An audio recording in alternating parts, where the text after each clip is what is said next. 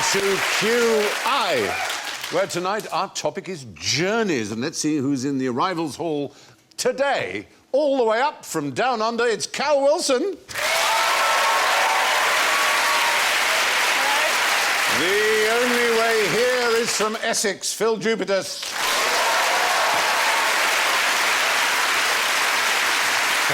And from Port Talbot Parkway, stopping at Pyle, Bridgend, Pencoed, Llanharan, Pontydwn, Ninian Park and Cardiff Central, Rob Brydon.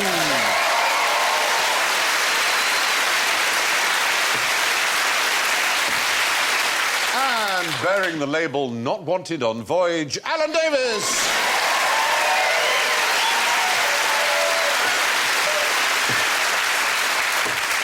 And they all have little buzzer noises, and Cal goes. And Rob goes. Phil goes. Which you do, in fact, don't you? I do. Yeah. And Alan goes. That's your chosen mode of transport. Well, we've travelled a lot, Alan, and one of the places we travelled to a few months ago was Australia, and that's where we found Cal, who is New Zealand's perhaps greatest stand-up comedian and works mostly in Melbourne now, don't you? Yes, I do. I've got the Antipodes covered. Yeah. But we liked you so much, we smuggled you in our luggage and we brought you back here. So welcome. Thank you. And I'll make a better souvenir than an interesting keyring, I suppose. Exactly, exactly. I did want a koala, but... A stuffed koala. Not on, apparently. No. The journey of 1,000 miles begins with a single question. Where the hell did I leave my passport? I lost mine in a plane once, and it had gone down under the cushion of my seat. Oh. Yeah. The actual plane seat. Yeah. I was on the plane for 8. I refused to get off the plane. Yeah. You have to get your seat disassembled. I've had that. And eventually I found it. That was the end of the story. Oh, that's a beautiful story. That is a lovely, lovely story. Stephen, is that Alan Davis, or is it... Hang on, is it Peter Ustinov? That was a hell of an anecdote. If that is the level of the bar this evening, I may go home. Is it you, specifically you? Where did you leave your passport? Well, no, it's this technique from the University of Wisconsin. When you lose something, it actually helps to say the name of the thing that you have lost or you're looking for. Dignity. Yes, for example.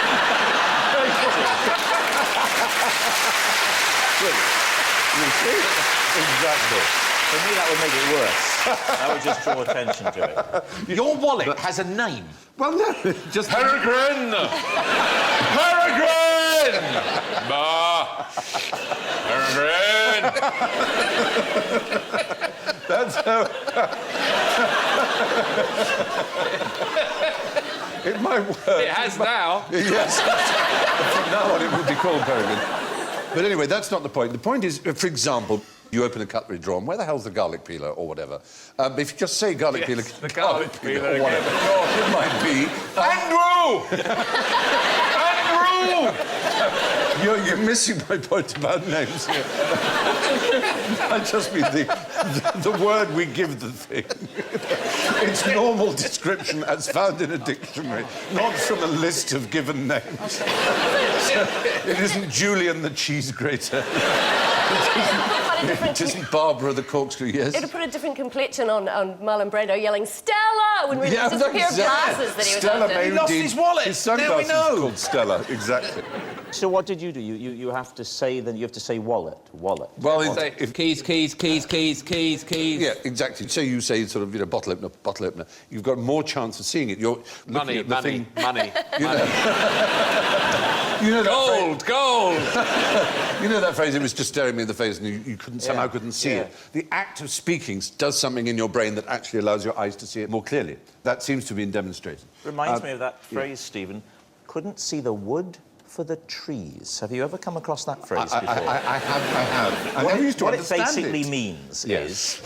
You're looking at... Wait. Yeah. You're looking... for wood. Yes, yeah. Not the way you might. Not in that sense. You're looking for wood. Yeah. And you're looking at trees. Yes. So you are, in essence, looking at wood. They're wood, aren't they? But I've got it, Alan. But you're seeing trees, so you can't see the wood for the trees. And I think, in a funny old way, it's a little bit like what you're talking about, isn't it? Almost exactly not. Yeah. But it's nice you brought that up. It's a good... Now, the other thing, before I finish, the other thing I'd like to bring up is this whole business now with passports. They don't like you to smile in the photograph. Oh, no. When I grew up, a smile was almost mandatory. Grin. Like if you're...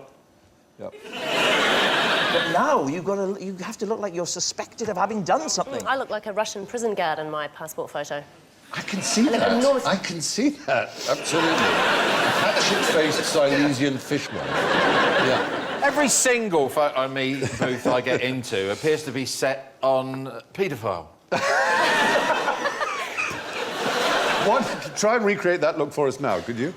No, right, for a kick-off, what you have to do in a photo me booth is they don't let you wear glasses either. And also, because the camera lens is behind a mirror and you don't know where it really is, you're always looking slightly off... oh, that's true. So, is it down... So, OK, this is the look. Stay away from my children. It gets you out of a lot of babysitting duties, though, doesn't it? Let's be honest. But our passports would probably look quite good together, because you're the paedophile and I'm the prison guard. Wow. Yeah, What we a should pair. travel together. Yes. I'm with my Kiwi handler. Do Kiwis have handlers? They're not very good for Are eating. they edible?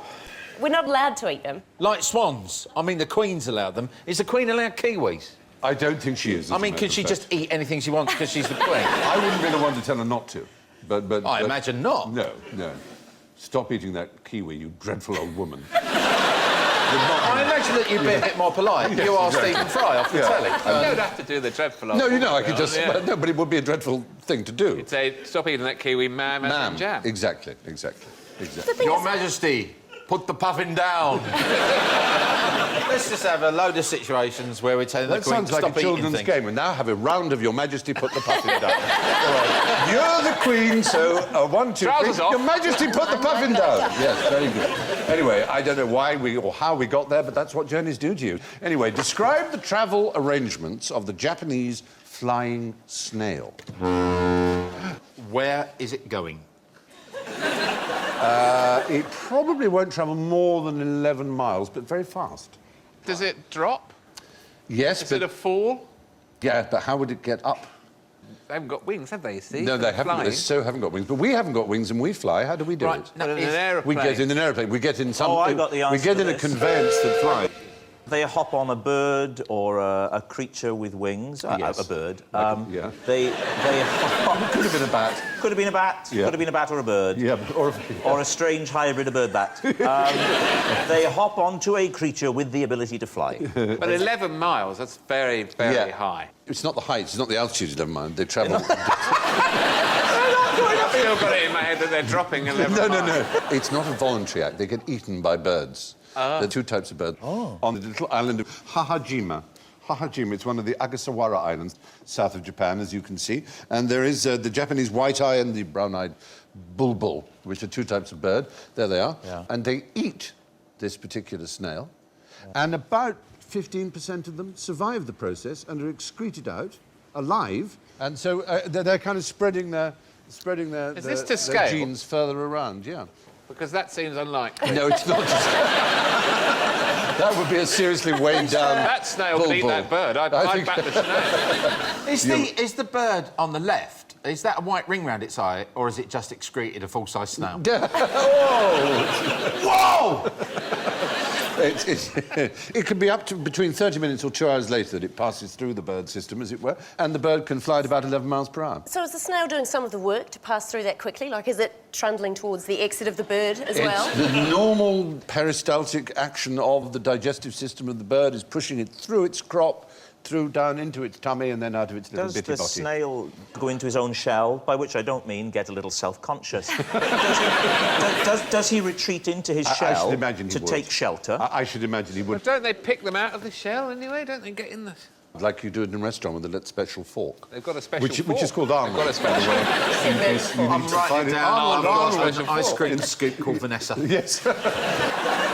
So anyway... What would you call one of those pizza cutters, the roly pizza cutter? Clement. Clement. Fair enough. No, fair Call enough. it Dave. Well, there you are. Yes, good. So the cry goes up. Abandoned ship now. That's our next question. Abandoned ship. Now, we're proud Britons and one proud Kiwi. What do we say next? What do we chaps say? No, women and children first. Well, yes. So far as we know, it's only ever been tried twice. It's called the Birkenhead drill, and it happened on board a ship called the Birkenhead, but that was because the captain pointed a gun at his crew and said, women and children first. This has not been an idea that had especially existed before. And in fact, it's very un-British. Women have a lesser chance of surviving if a British ship sinks than a continental one. That's good to know. Yep. Yeah. So we aren't the gallant creatures that we thought we were at all. The Titanic was the other one in which the men were told to stand back. And there was, we've had this on QI before, there was one crew member who survived, went all the way home to Liverpool, and he had the door slammed in his face by his mother, who was ashamed of him for having survived. But in fact, more... Sounds nice. Yeah, charming, isn't it? Really extraordinary. Well, I mean, unbelievable. But obviously, you want a fair number of fit, strong people who know their way around the waters, as it were, once you're in the lifeboat. Because if it's all women and children, there's not really going to be that much necessarily use in being in the lifeboat. Steve? You need at least one crew member who can navigate by the stars or who can operate the oars efficiently. Or isn't going, oh, look, there's a fish over there, let's go over there. Yes, exactly. I wasn't going to be the one to say that. I'm glad you did.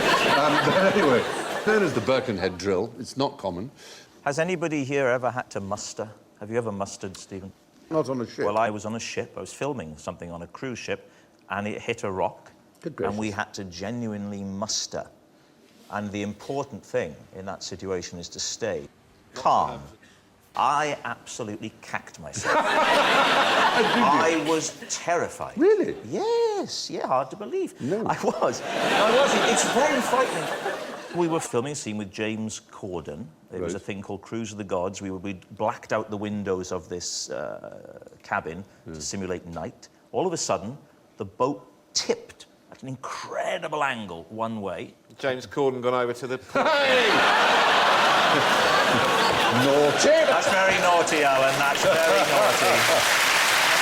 You know, a lot of people in Britain struggle with their weight, Alan. Yes, yes, I do. Yeah. I wasn't thinking of you. Were you with him?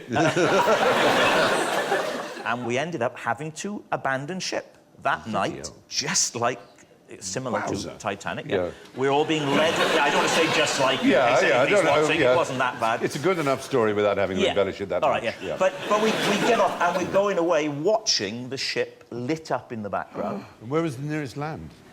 We were close to land because we were coming out of a port. The captain was coming out of port too fast. And sure enough, we went... So we were quite close, but a very frightening experience. I mean, I don't, you know, with all due deference to the captain of this vessel going too fast out of port, I mean, if he doesn't do that, his kids can't water ski. Fair point. He's got to give him a treat. Yeah. You know? Yeah. What's the point of being a captain if you can't have a laugh with it? Anyway, there you are, yes. Who used to hang out with Richard Burton and drive cabbies around the bend? Yeah. Elizabeth Taylor. Oh, very good. That is... No. Who is that? Go on. It's not O.J. Simpson. It is O.J. Simpson, very good. With Burton, of course. So, now we're confusing you because this is a bit naughty of us. I say this enemy of cabs was a real enemy of cabs. And oddly enough, by mentioning Elizabeth Taylor, for which... chapeau, as they say in French. You've got the right gender because the person who annoyed this cabbie was, in fact, a woman. And that's the Richard Burton we're talking about. And who is that Richard Burton? Was he an explorer? He was an English explorer. He was an amazing man. And he went off for years and years at a time and would occasionally write letters to his wife. As seems to be no tweeting or Skyping or There was anything. no tweeting, absolutely. He spoke 29 languages. He was a quite remarkable man. And he gave the English-speaking world the unexpurgated translation of the 1001 Nights and, indeed, the Kama Sutra. So he was considered by Victorians as absolutely outrageous and scandalous. But he was an extraordinary scholar, adventurer, a remarkable man, truly remarkable man.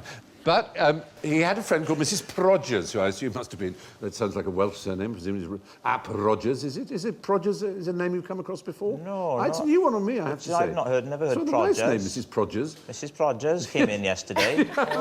What did she want? Well, she wouldn't say. She was looking for you.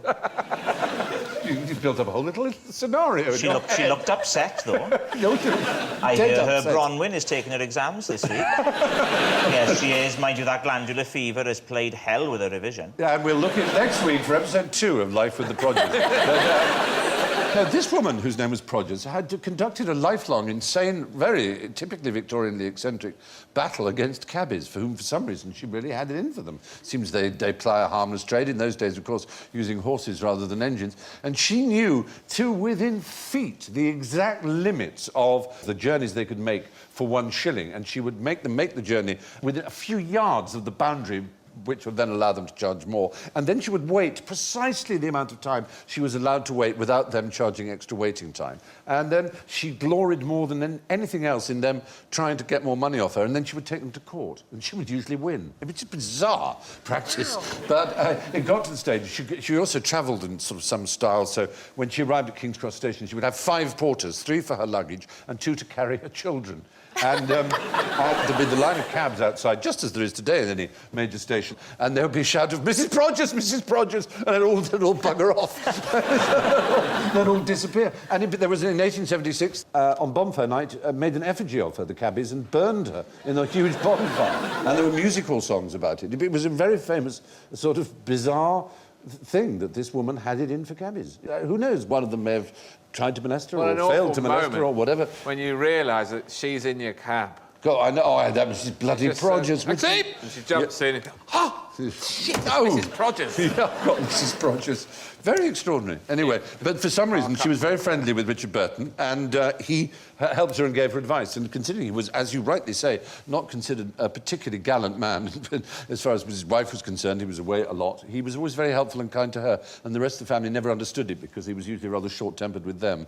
They couldn't understand it. It's a standing joke that his regard for Mrs. Produce... She wasn't his alter ego. Wasn't like his... No, I don't think he dressed up as Mrs. Produce. Interesting. Were they ever seen together in the same room? Because he goes off exploring thousands and thousands of miles, but as Mrs. Produce, he only goes about 20 centimetres at a time. Interesting thought, isn't it? I got into a taxi once in London, and the taxi driver saw me in the mirror, and he went, "Oh, hello, mate. Yeah, can I say, we do enjoy, the wife and I, watching you." And I thought, oh, this is going to be lovely. And he started telling me what he liked, but he was mistaking me for Ben Miller. Yeah, I love him to do that. Yeah. I know. And he started listing lots of Ben's admirable I like projects. that, primeval. Yeah, and he said, that worst week of my life. I mean, so I just played along. I said, oh, thank you very much. And then he actually said, I'll tell you what, you must get confused for. Is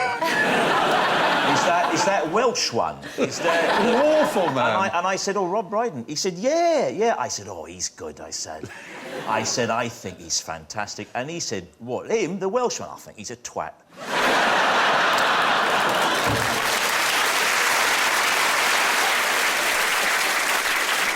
So, there we are. That was Richard Burton. How long would it take you to bicycle from Land's End to the northernmost part of Britain? What? John O'Groats, you mean? Oh! That's very mean of me, wasn't it? Don't know. Ask clear, well-defined questions. We just like to make you say You can't buzz me on chit-chat. no, that's the point, really. It's not the northernmost part of Britain. Is it not? No, surprisingly. It sort of advertises itself as such, and it has a little hut. That's the last house in Scotland in John O'Groats. Oh, there's one of those boys in calipers with a slot in his box. I haven't seen one of those for A long years. time ago, I know. There's always one of those on the high street when I was a kid. Well, it used to be called the Spastic Society. It's now Scope, I think, isn't You it? put a penny in and he was still there the next week. Did you put the penny in to make him go away? So I thought it would get him better. Poor lad. Oh, bless. You look at him there, he's obviously on his holidays there. I used to like those ones where you put the penny in and it just rolled round and round and round and round and round. We had a guide dog, he put the penny in his around. head. We had a lifeboat one when they put the penny in and the That's right. lifeboat came out. Yeah, I like always that. putting pennies in things. There's a brilliant model of Queen Victoria's dog in Sydney, outside the Queen Victoria building, and it's like you put a donation, but it talks. So it's a little, like, Highland Terrier, and it says in very beautiful newsreader tones, "During my lifetime, because of my good deeds, after my death, I was granted the power of speech." Like this. And then it goes, "If you put a coin in the box, I will say thank you." And then it pauses, and then it goes, "Thank you." Woof. That lad said nothing to me. Not a word. Every week I put something in his box. Which Which do you put it in the box, or is it his head? You put it in or his, is it... It's got a slot in his box. He might have 2 slots. Some of them would have 2 slots. 2 slots in their box, yeah. Women have... No, stop. I never said that. It's, I resign. yeah, it's quite absolutely We've established shameful. this is not your area. He looks... Yeah, exactly. It's like you're talking about Narnia or something. It's a fantastical land you've only heard about. Exactly. You make your way through the fur coats and suddenly... Oh,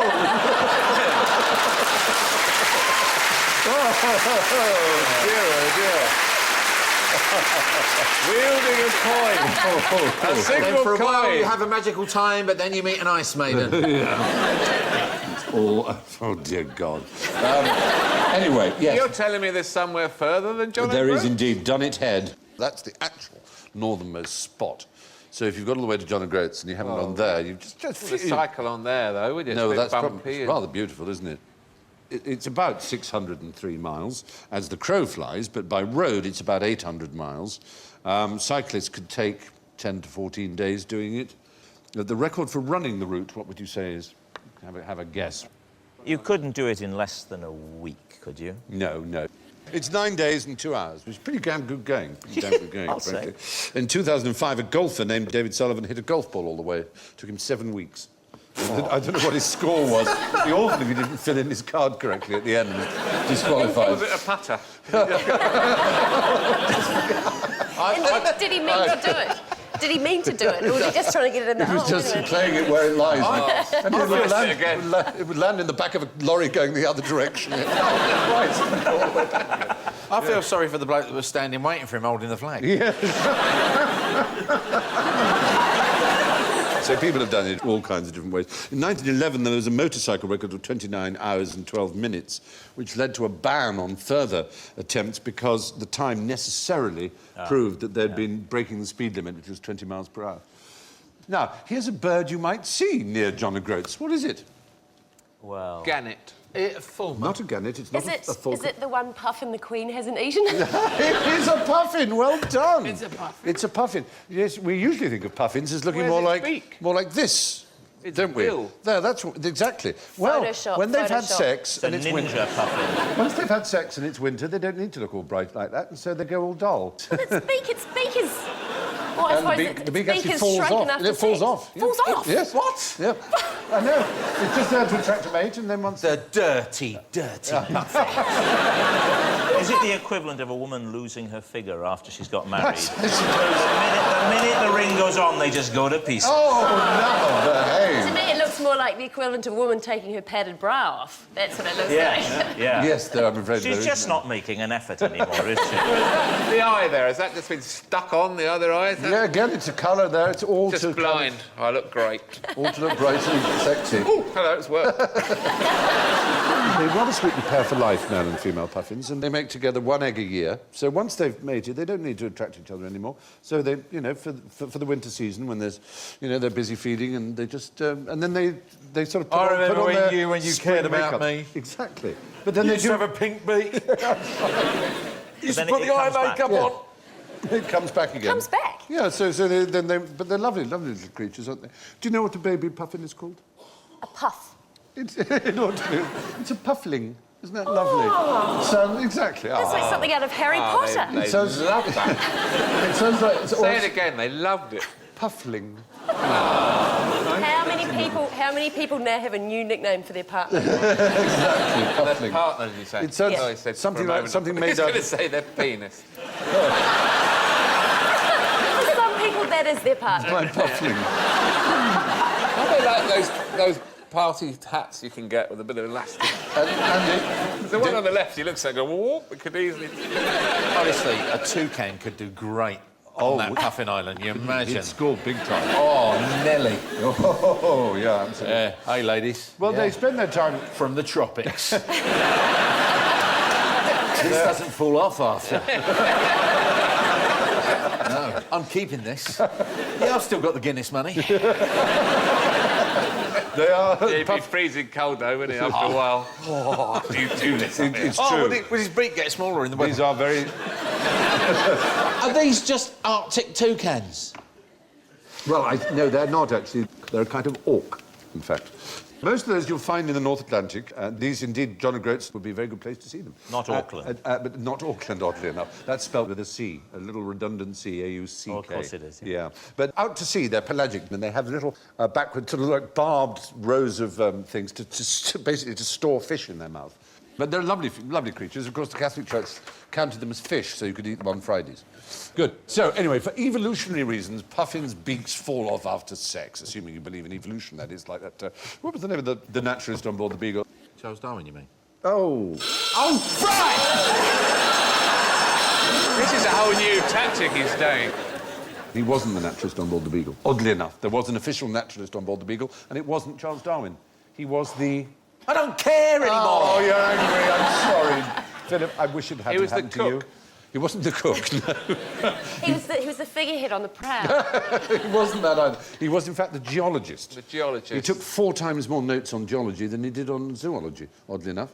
It was the doctor, whose name was McCormack, who was the official naturalist, and he really resented Darwin being there. It was rather snobbish British 19th century reasons, is that Fitzroy, whose voyage it was, wanted a gentleman companion, and Charles Darwin fitted the bill rather more than the doctor. Was there an advert in the Telegraph? Wanted, Puffling.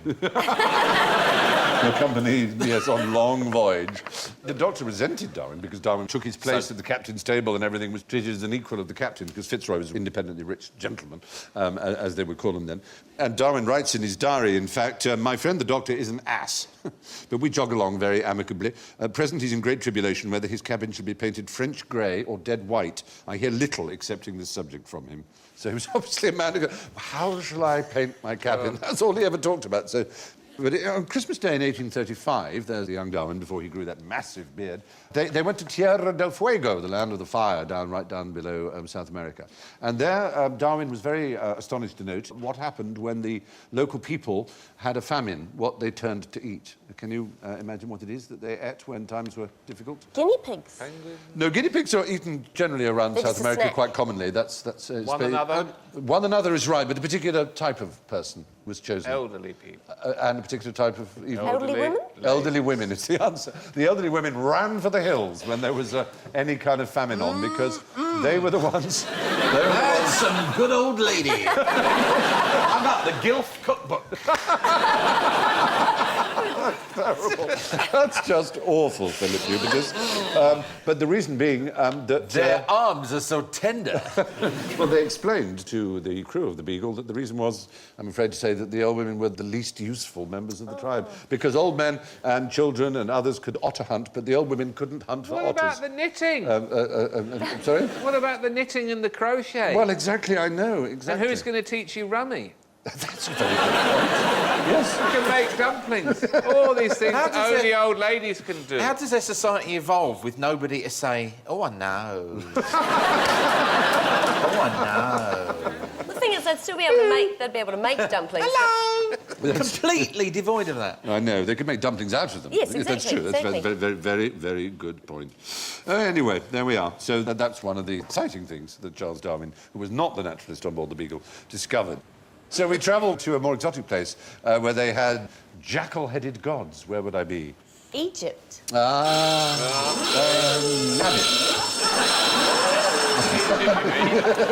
didn't quite say that, Sorry, I did you? didn't phrase that correctly. What? Egypt, you mean? Oh, thank you.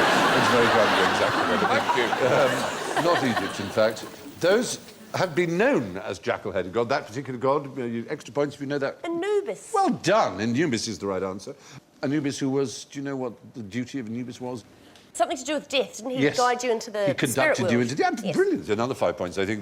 There's a rather wonderful technical name for a god that guides you into the underworld, like Mercury, who guided you as far as the river Styx, and that's a psychopomp. Is that a good word? A psychopomp. Sounds like something you'd find in a medical examination, doesn't Yes, it? I'm yes. sorry, Mrs. Wilson, you've got psychopomps. It may be benign. They may You're be gonna have to malignant. operate. A malignant psychopomp you wouldn't want. But in fact, what has been discovered, and this is you won't find this on Egyptological websites where they'll continue to call Anubis and other Egyptian deities jackal-headed, but the animals that existed at the time of ancient Egypt were, we now know from DNA, wolves, not jackals. So it seems from a zoological point of view, if not from an Egyptological point of view, they are in fact wolf-headed, not jackal-headed. You heard it here first. Very recent discovery. So that's exciting, isn't it? But now we come to a very special part of the programme here. In this series, we're occasionally featuring theories which are interesting, but which we don't necessarily believe, 100% at least. We call them dubious theories. A dubious theory from Stephen Fry. Yeah, thank you. Yes, the years between 614 and 911 AD didn't exist. The Holy Roman Emperor Otto III got his chroniclers to fake nearly 300 years of history. So there was no such person as Charlemagne, and we're currently actually living in the year 1715 AD. This is called the phantom time hypothesis. Is it dubious? Look it up on phantomschmantom.com and decide for yourself. That's like the earliest version of Wikipedia then, isn't it? Like someone's just gone in and changed the pages to make it... The theory is that this emperor wanted to be on the throne in the year 1000 AD.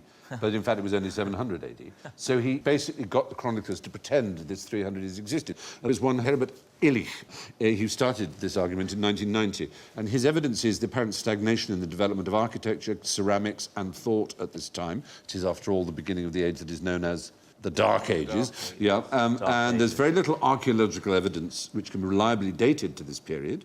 There's a very limited number of written sources which could be faked or just wrong. I know it's just mad, but anyway, there are a range of achievements that are given to Charlemagne that make you think that he must have been a mythical creature rather than a real one. His size, his warrior, his scholarship, his inventions, his brilliance, and so on. Anyway, it's worth looking up, and you can decide for yourself whether or not it is true. But it's an amazing thought that it could be the year 1715. In which case, I'm all for it. we're going to have a Jacobite rebellion any minute. Yeah, there you go. So, there we are. So, as I say, look it up in phantomschmantom.com. So, now, name 2 interesting things you can do with a coconut in Hawaii. They've got different coconuts in Hawaii from other places? It's a very touristy thing that is frowned upon by the officials who do nonetheless do it. It's thousands of these are done every year. So Is it some kind of like, you know, you throw them from a moving vehicle? you use it as a postcard. Postcard. Yeah. And you can see, there they are. Yes. You buy them like that, and they will help you decorate it. And you can see the writing on one of them there, just nuts about, see you sometime. You put a stamp on, $10 it costs, something like that, to send it to the mainland of America. It'd be annoying to get one of those. It really would, wouldn't it? I know, it's not... Where's the coconut I sent you? Where is it then? Yeah. Oh, well, there was a fire. Yeah. There was a fire that I threw it into. A bit of rationality, and I threw it in a bin. I had a friend who was nearly killed by a coconut, and I've known him for 20 years, and I was furious with him because he only told me a couple of months ago. And if I had nearly been killed by a coconut, I would be shoehorning it into every conversation. Hello, I'm calloused coconut. I was incensed with him, but he said he's just standing on a beach and a coconut fell from the tree, and he said it was such a good shot, hit him directly on the head. He said it was such a good shot he could hear other coconuts high-fiving each other. Other things you could do with a coconut, not necessarily in Hawaii. Get coconut milk out.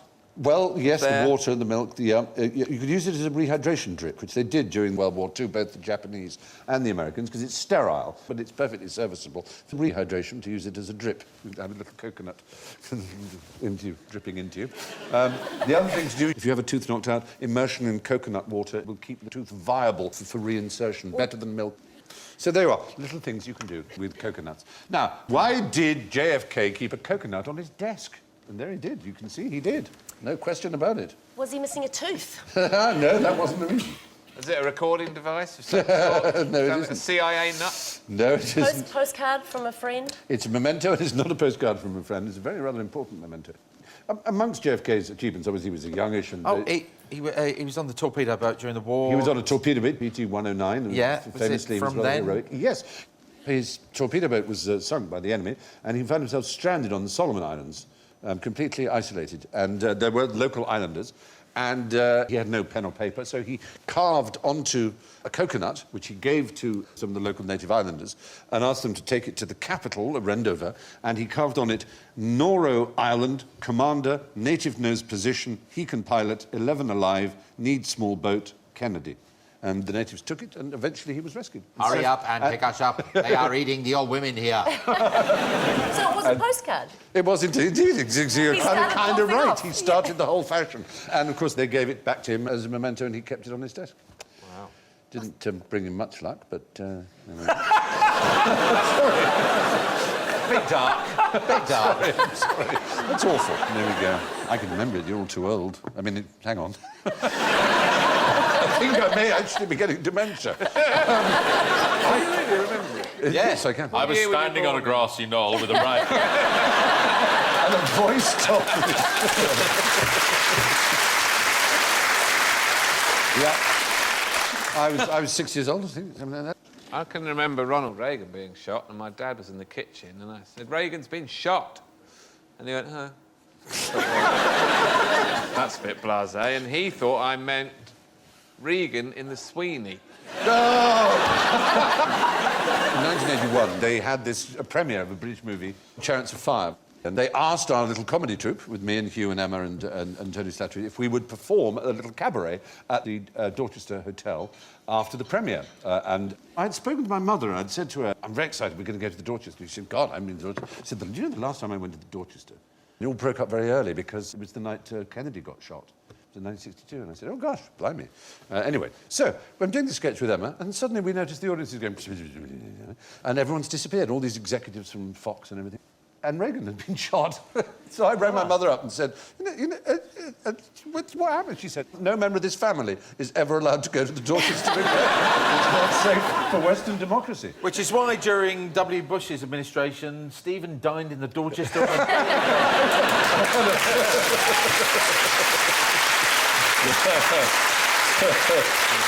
Anyway. Waiter, any news? Still not. Dear me. Still, which travel organisation includes a mandatory fee for the repatriation of your corpse? The AA, Thomas Cook.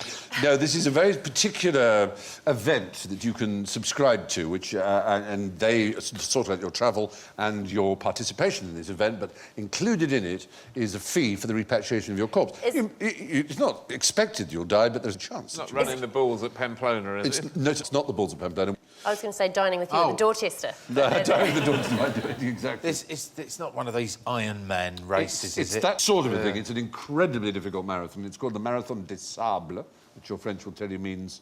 Marathon of the Sable. These little black furry creatures in... Yes, sand is sable in French. Oh, sable, sorry. Sable, yes.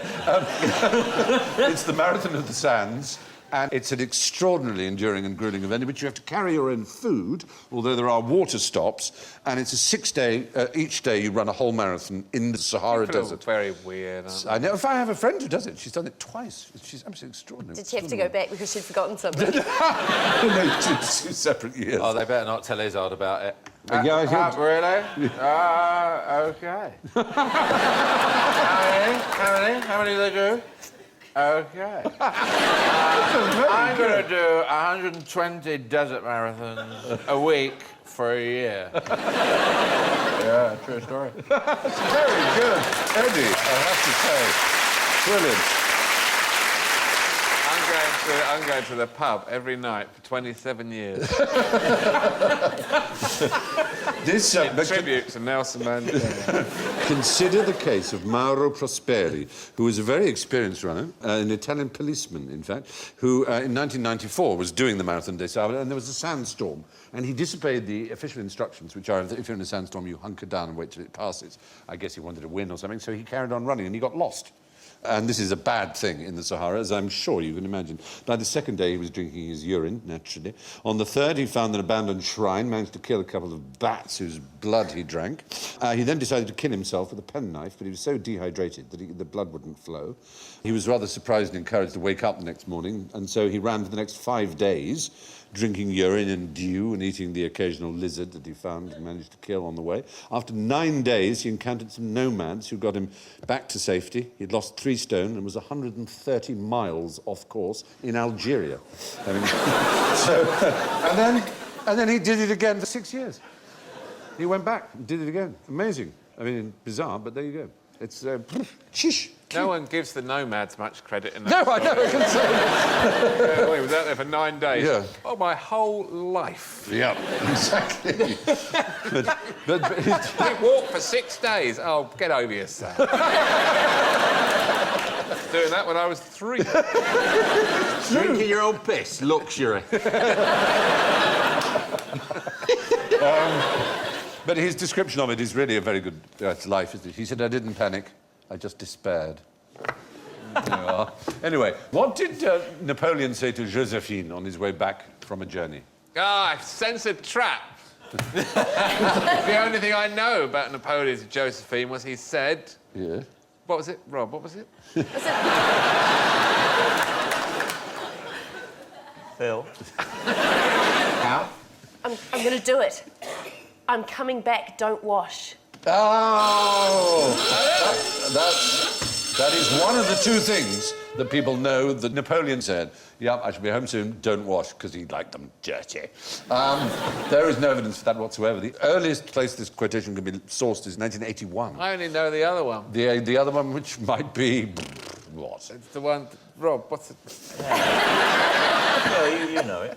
Cal, what? It's really... I'm still stuck on the no Pas ce washing. soir, Josephine. Oh. And I got away with it. Josephine, on the right there, she's got the same black eyes that all the people in my pictures have got on my computer when I try and get rid of the red eye. Yes, that's true. They end up with massive black dots and they look like some sort of zombie film. Anyway, I'm sorry you fell into our trap, but you managed to avoid the trap of Not Tonight, Josephine, which is the other thing he was supposed to have said. That's the one I know. That appears in a play, W.G. Wells' play called The Royal Divorce, which didn't come out until 1891, some 70 years after the death of the Emperor. An army marches on its stomach. Yes, well, indeed, yes. Did he say that? Unlikely to have said that to Josephine, but he might have done. I think he made it more as a sort of, you know, a point about logistics. And, Maybe he discussed all sorts of battle stuff. He might have done. He said, he I prefer a lucky general to a skilled one, he said as well. So we don't really know anything particular that Josephine and Napoleon might have said to each other. But we do know one thing. Journey's End, in Lovers' Meeting. That's Shakespeare. And in fourth place...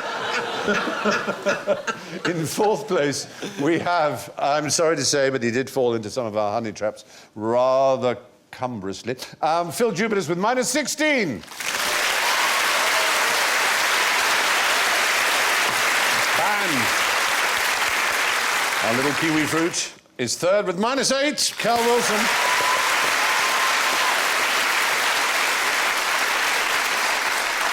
But hold the front page. Second with -3, Rob Brydon.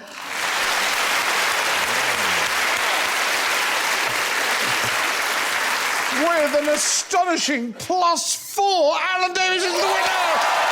Whoa!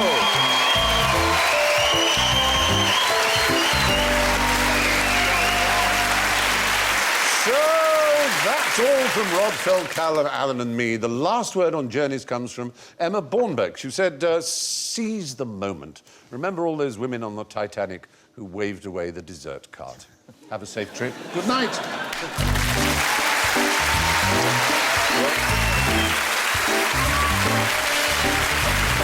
Nicola's on a journey to Bradford, leaving Malcolm free to scheme and plot in the thick of it next on BBC Two.